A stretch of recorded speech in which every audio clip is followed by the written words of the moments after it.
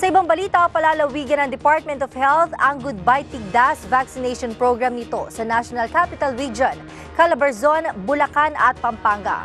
Sinabi ni Health Assistant Secretary Dr. Eric Tayag, i-extend ng DOH hanggang February 14 ang kanilang libreng bakuna kontra tigdas para sa mga bata na may edad na 6 na buwan hanggang 3 taong gulang. Sinimulan noong Enero 23 ang free vaccination program at tinapos itong Lunes at 3 ng Pebrero. Pero sinabi ni Tayag na nagpasya ang DOH na palawigin ito dahil sa kahilingan ng mga nanay.